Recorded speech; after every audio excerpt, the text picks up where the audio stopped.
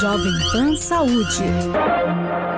Olá, o Jovem Pan Saúde está começando agora. Seja bem-vinda, seja bem-vindo. Eu sou Lívia Zanolini e no programa de hoje vamos falar sobre autismo, especialmente nesse momento em que os planos de saúde estão mais caros, sem falar nas muitas dúvidas que surgiram entre os usuários após a recente determinação do Superior Tribunal de Justiça, que impôs o rol taxativo aos planos de saúde. Até que ponto será que essa decisão pode complicar a vida das pessoas e das famílias que precisam desse tipo de tratamento? Para explicar mais sobre o autismo e também para falar mais sobre questões que envolvem planos de saúde, estão conosco hoje o doutor Ciro Matsui, neuropediatra. Doutor, obrigada pela presença, seja muito bem-vindo. Olá, Lívia, eu que agradeço o convite e a oportunidade. E também a doutora Luciana Linares. Doutora, obrigada pela presença. Você que é advogada especialista em direito do consumidor e vai nos ajudar a entender essas questões que envolvem planos de saúde. Olá, Lívia, é uma imensa honra estar novamente com vocês. Vou começar então com o doutor Ciro para a gente entender essas questões ligadas à saúde. Doutor, o que é o autismo e como é feito o diagnóstico? Lívia, então o autismo ele é considerado um transtorno do neurodesenvolvimento. Então, um comprometimento do desenvolvimento infantil. Então, é muito importante a gente dizer que existem até algumas pessoas, adultos, né, que são diagnosticados com autismo, mas é obrigatório que os sintomas se iniciem na infância, tá? E as características clínicas comuns do autismo, né, que levam os familiares a pensarem, né, a procurar uma ajuda médica de um profissional de reabilitação, são, em geral, o atraso da linguagem, né? Então uma criança que demora para falar, um déficit de interação social, então aquela criança que tem um certo comprometimento da interação social, tende a ficar mais isolada, não olha nos olhos, não busca o contato visual muitas vezes, e o que a gente fala de padrões repetitivos e restritos do comportamento. Então são crianças que por vezes parece que têm algumas manias, que tem determinadas rotinas um pouco rígidas, bem estabelecidas, que tem, às vezes, alguma alteração sensitiva, sensorial. Então, uma dificuldade, às vezes, com tato, né? Com contato com determinadas superfícies, com determinados materiais. Podem ter dificuldades com som, então, problemas com barulhos muito altos, por exemplo. Problemas, às vezes, até de seletividade alimentar, então uma dificuldade em alimentação com determinados tipos de alimentos, né? Então levando a uma ingesta menor, né, da dieta, por exemplo. Então é um quadro complexo que envolve diferentes sintomas, em geral dentro dessa tríade de sintomas que se inicia na infância, né? E normalmente a gente costuma observar os primeiros sintomas clínicos, né, por volta dos 2, 3, 4 anos de idade, quando essa criança vai expressar esses atrasos, esses comprometimentos no seu desenvolvimento. Mas se a gente tivesse que elencar um único sintoma, né, um sintoma de alerta, né, para a população em geral, o que a queixa principal das famílias é o não falar. Então, o mais comum é que as famílias os pais tragam seus filhos com essa queixa de que não fala, de que está atrasada a fala das crianças, né? Então, isso vai ocorrer por volta dos 2, 3 anos de idade. Vale a ressalva de que o autismo, ou hoje chamado também de transtorno do espectro autista, é um tipo de transtorno que acomete mais os meninos. Então, existe uma proporção de 4 para 5 meninos para cada menina afetada pelo que a gente chama então hoje de transtorno do espectro autista, ou usamos a sigla TEA. Doutor, e o tratamento ou acompanhamento desses pacientes, como que ele é feito? Explica pra gente. Claro, Lívia. Então, até você me perguntou, deixei de falar que o diagnóstico é um diagnóstico clínico. Então é muito importante, né, a gente informar isso para as famílias e para a população em geral, porque não existe um exame específico que faça o diagnóstico de autismo.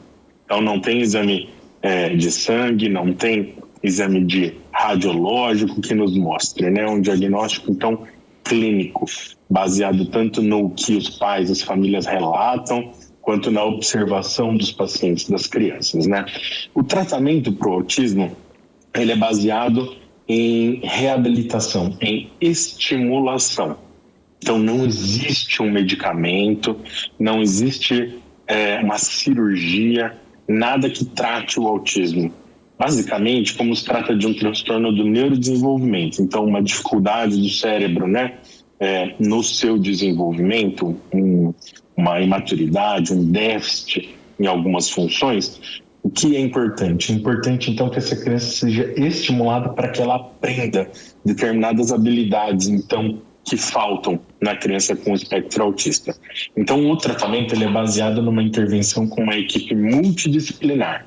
Então, o médico tem um papel de assistir essa criança, acompanhar o seu desenvolvimento, mas coordenar o cuidado dessa criança, eventualmente tratar algum tipo de comorbidade, que nós chamamos, né? Então, alguma complicação associada ao autismo, mas quem vai desenvolver um papel extremamente importante são as terapeutas, né, que vão compor essa equipe multidisciplinar, que é baseada principalmente, né, nos psicólogos e psicólogas comportamentais, né, nas fonoaudiólogas e fonoaudiólogos e nos terapeutas ocupacionais. Então, esses são os terapeutas, né, os profissionais que mais comumente assistem essa criança, que vão ter um papel importantíssimo. Mas é possível, né, outros tipos de terapias, outras intervenções, né? Então, é um tipo de tratamento que é realizado em equipe, com estimulação da criança. Essa estimulação é muito importante que ela seja feita de maneira intensiva, então diversas vezes, né, por semana, né, não é uma única sessão de fonoterapia, uma única sessão de psicologia. Isso deve ser realizado diversas vezes por semana e de maneira contínua e constante, né? Então, também não é uma coisa que dura 2 semanas, né? É uma coisa que vai ocorrer ao longo de meses, de anos, esse tipo de tratamento e essas terapias, para que a criança consiga aprender e desenvolver algumas capacidades que permitam ela superar essas dificuldades estabelecidas pelo autismo. Doutora Luciana, e aí que entra uma dificuldade que muitos pais têm, que é conseguir esse amplo atendimento, esse atendimento multidisciplinar, como diz o doutor Ciro, com terapeuta ocupacional, fonoaudióloga e ainda essas terapias alternativas. O que hoje a ANS, o que hoje os planos de saúde são obrigados a oferecer para esses pacientes que, claro, têm essa cobertura? Perfeitamente, Lívia. Recentemente, no dia 24 de junho, nós tivemos a publicação de uma resolução da ANS, a resolução 539, que determina que o tratamento de fonoaudiologia, ele possui uma cobertura ilimitada, não somente às pessoas que têm o transtorno do espectro autista, mas a todas as pessoas que têm algum transtorno global do desenvolvimento. É importante nós destacarmos essa questão envolvendo a normativa da ANS. Por quê? Porque é de acordo com essa norma, com essas resoluções editadas pela Agência Nacional de Saúde, que as operadoras de planos de saúde se baseiam para oferecer ou não determinada cobertura. Portanto, a partir do dia 24 de junho, as operadoras ficam obrigadas a cobrir ilimitadamente sessões de fonoaudiologia, não somente para o autista, mas para todo aquele que possui algum transtorno global do desenvolvimento, do qual o autismo é espécie. Anteriormente, Lívia, até o ano passado, a questão da cobertura de fono, por exemplo, ela era restrita apenas ao autista e não a todas as pessoas que têm esse transtorno. Portanto, eu considero um ganho para o consumidor que, do ano passado para cá, obteve essa ampliação da cobertura do tratamento de fonoaudiologia. Além da fonoaudiologia, doutora, essas especialidades que o doutor Ciro citou, terapeuta ocupacional, ele citou mais uma. Psicoterapia. Alguns tipos de psicoterapia, ele citou mais uma que eu não me lembro agora, além do terapeuta ocupacional. Estão abrangidos nesse rol, nessa resolução da ANS também? Certamente, certamente. A ANS, ela determina, tanto pela resolução antiga de 2021, que é a 465, como por essa, que a cobertura de terapia ocupacional e psicologia, ela é ilimitada tanto para o autista quanto para qualquer pessoa que possui esse transtorno global do desenvolvimento. Não houve nenhuma alteração, nenhuma restrição. Já era ilimitado anteriormente e agora, por meio dessa nova norma, continua sendo. Então, não houve nenhum prejuízo para a cobertura da psicoterapia e da terapia ocupacional. Eu estou me lembrando aqui, mas eu acho que o doutor falou justamente da fonoaudiologia, que é essa especialidade que a senhora abriu a participação, e também do terapeuta ocupacional, né? E ele falou também Perfeito. sobre o prazo prolongado que esse tratamento pode ter.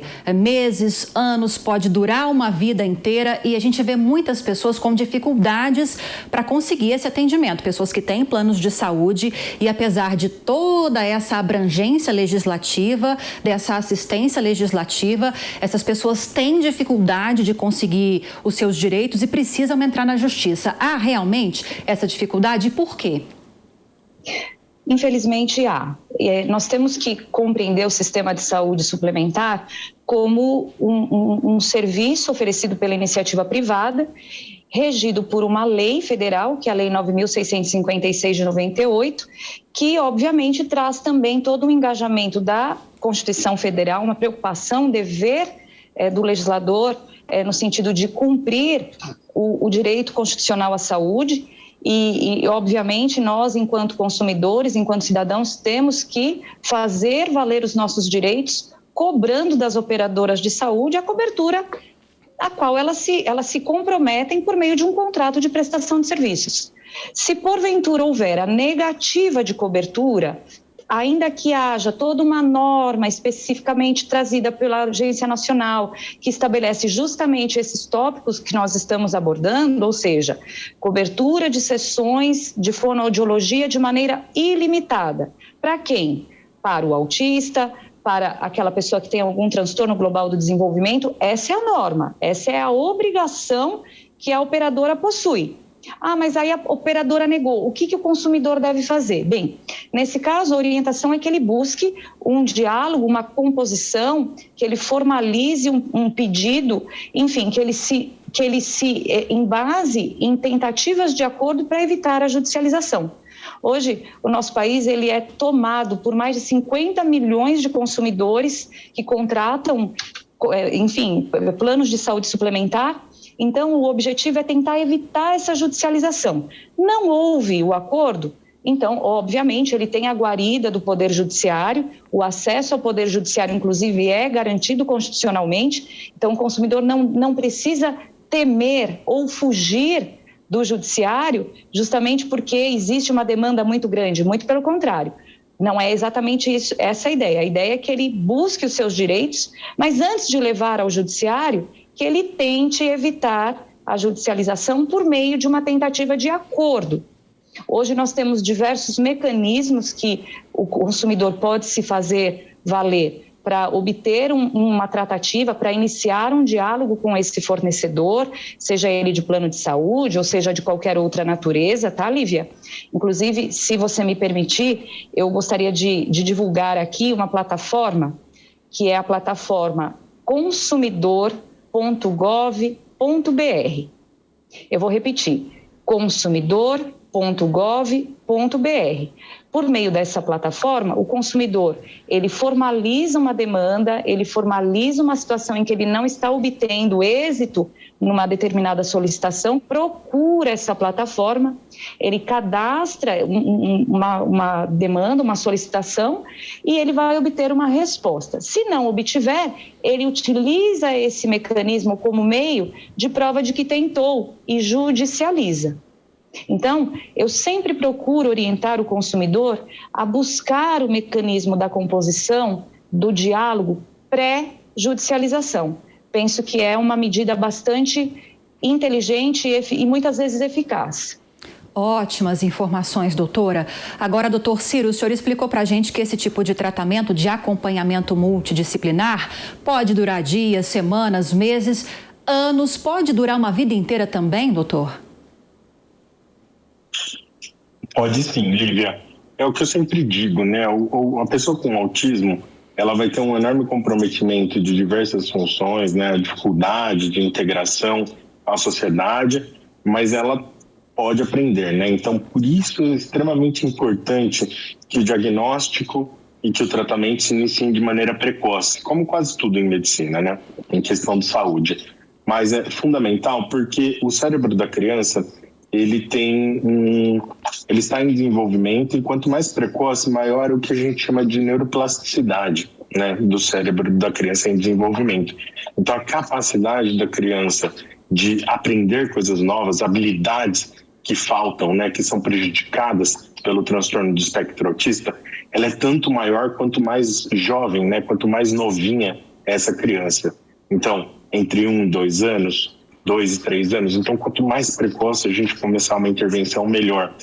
E é o que eu sempre falo, por mais que essa criança aprenda essas capacidades e consiga, né, ter um bom desempenho no dia a dia, melhorar a sua comunicação, a sua interação social, consiga se inserir de maneira mais adequada em sua família, na sociedade, em sua escola, a criança com autismo, ela sempre vai ter uma dificuldade a mais, sempre vai precisar fazer um esforço a mais para conseguir desempenhar bem esses papéis. Então, pode sim, Lívia, pode às vezes esse adulto, né, o que nós objetivamos, inclusive, é que esses pacientes, né, virem adultos com autonomia, que consigam, né, viver a sua vida, né, ter uma ocupação, estudar, enfim, fazerem o que bem entenderem, mas a gente vale destacar que esse paciente com autismo, né, dentro do espectro autista, ele vai carregar certas dificuldades, né? Então, a grande questão é como ele vai conseguir superar, aprender habilidades, ter a capacidade de superar essas dificuldades que são intrínsecas ao autismo. Então, o autismo não tem cura, mas a gente consegue fazer com que essas pessoas elas consigam se desenvolver e aprender determinadas habilidades que consigam ter uma autonomia, consigam se integrar e viver na nossa sociedade moderna. Existem diversos graus de autismo, né, doutor? Isso explicaria, por exemplo, alguns diagnósticos tardios. O senhor está explicando para a gente da importância de esse diagnóstico vir na infância ainda, geralmente vem a partir dos 2 anos, como o senhor explicou, mas existem casos de adultos que descobrem que têm o transtorno também, né? É isso mesmo, Olívia. Então, tem diferentes graus de gravidade, né? Então, por isso, não é à toa que hoje a gente chama de transtorno do espectro. Então, o espectro pode ser desde um quadro mais leve até um quadro mais grave, com um comprometimento maior, sem dúvida. Então, às vezes, alguns quadros mais leves podem passar até desapercebidos pela família, ou mesmo pelo profissional de saúde, né? Pelo pediatra, médico de família, podem não observar alguma alteração e isso só ficar mais visível mais para frente. Então, tem alguns pacientes que a gente vai perceber, crianças ainda, mas por volta de 7, 8, 9 anos de idade, quando for exigido dessa criança uma maior interação, né, dentro da sua comunidade, né, na escola, com as outras crianças, com os amigos. E aí vai ficar mais claro, né, a restrição dessa criança em fazer trocas com as outras crianças, muitas vezes um interesse específico, ou às vezes até mesmo na idade adulta. Então, os sintomas podem ser leves a ponto de a pessoa só perceber a dificuldade na idade adulta, né? Muitos deles têm uma inteligência preservada, alguns até com uma inteligência superior. Então, por conta disso, conseguem superar algumas dificuldades por serem muito capazes, né, em outras áreas, mas em determinadas áreas, principalmente nessa questão de se comunicar, de entender o contexto, né, eles podem se perder e isso gerar alguma dificuldade. Então, de fato, existem alguns quadros que vão ser diagnosticados na idade adulta, mas o que eu tinha comentado, né, os sintomas eles já se iniciam desde a infância. É que muitas vezes eles não eram percebidos, né, não existe um autista adulto, que os sintomas se iniciam, né, na idade adulta. Isso ele carrega desde a infância, mas isso pode ser percebido aí sim somente na idade adulta, por conta de, às vezes, determinadas exigências, né, do seu dia a dia. Só para tirar uma dúvida rapidinho, doutor, antes de falar da parte jurídica com a doutora Luciana, então a pessoa nasce com esse transtorno. Dependendo do grau, ela pode demorar um pouquinho mais para descobrir que tem o problema, mas ela nasce com esse transtorno, só para confirmar. Nasce com esse transtorno, né? A gente até hoje não sabe exatamente a causa do autismo, né? Existem alguns fatores de risco que a gente chama, existe uma carga genética, certamente, em alguns casos é possível fazer uma associação de alterações genéticas com o desenvolvimento do transtorno do espectro autista, mas de todo modo, hoje as teorias mais modernas falam sobre sim, essa criança ela já nasce com essa dificuldade, nasce com autismo. E dependendo dos estímulos que recebe ao longo da vida, inclusive, vai desenvolver sintomas mais leves ou sintomas mais graves. Doutora Luciana, talvez por essa questão que a gente está discutindo aqui com o doutor Ciro, que alguns pacientes com o transtorno têm os sintomas mais leves, têm um grau menor desse transtorno, desse problema, talvez esse paciente que percebe isso tardiamente, na fase adulta, talvez ele tenha mais dificuldades de conseguir essa ampla cobertura do plano de saúde, ou a senhora acredita que não tem nada a ver? Lívia, via de regra não há uma oscilação por questão etária. O que nós temos é a previsão da cobertura do tratamento. Por exemplo, quando se fala em fonoaudiologia, que é o objeto dessa nova norma da ANS, que traz, né, toda essa questão da amplitude, da questão das sessões ilimitadas para o tratamento, por exemplo, de fonoaudiologia, para aquelas pessoas que têm os chamados TGDs, né, o transtorno global do desenvolvimento. Veja, não há uma redução da cobertura pela ANS de acordo com a faixa etária. O que nós temos dito e o que é importantíssimo orientar o consumidor, se o consumidor está em algum momento sendo lesado em seu direito constitucional à saúde, ao seu direito contratual de cobertura, que está, obviamente, regulado por um rol, que inclusive nós estamos falando muito sobre isso, o rol taxativo mitigado da ANS. Recentemente o STJ teve uma decisão que teoricamente reduziu, mas na prática não necessariamente, porque é um assunto que comporta questionamento judicial, desde que haja, obviamente, o cumprimento de alguns requisitos, e eu me disponho a trazer a vocês quais seriam esses requisitos, caso vocês assim entendam. Mas veja, recentemente o STJ teve um entendimento de que a cobertura de determinados tratamentos deve obedecer a um rol taxativo, a uma lista taxativa que está prevista pela ANS. Na verdade, em obediência ao princípio, à questão do direito constitucional à saúde, esse rol que, em tese, seria taxativo, ou seja, especificamente para algumas situações, ele comporta exceções desde que haja comprovação pelo médico, tá, de que naquela lista não há, por exemplo, nenhum tratamento eficaz para aquele paciente. Então, é importante que nós possamos esclarecer ao consumidor que essa decisão do STJ, Lívia, embora traga a ideia de que é um rol taxativo, ou seja, que somente aqueles procedimentos trazidos nessa lista são de cobertura obrigatória, isso não é uma regra, melhor dizendo, é uma regra que comporta exceções, desde que fique comprovado que não há naquela lista tratamento eficaz para aquele determinado paciente, e desde que esse tratamento que eventualmente o médico for trazer como opcional tenha já reconhecimento científico. Então, eu agradeço até a possibilidade de trazer esse esclarecimento, porque essa recente decisão do STJ trouxe um clamor social muito grande, porque as famílias entraram numa situação de completo desespero, imaginando que não terão mais cobertura fora daqueles procedimentos que estão previstos nessa lista, quando isso não é verdade. Desde que haja comprovação de que não há nela nenhum tratamento tão eficaz quanto, ele pode, inclusive, pedir judicialmente a cobertura. Mas a primeira opção é tentar junto com a operadora de forma conciliatória, né, doutora? Rapidinho. Sempre. Buscar a composição, buscar o diálogo com a operadora, trazer para a operadora a oportunidade de um diálogo para evitar a judicialização. Isso. Agora, doutor Ciro, existem muitos casos em que um paciente convive com um autismo sem ter esse acompanhamento, sem ter esse tratamento. O que acontece com a qualidade de vida de uma pessoa como essa?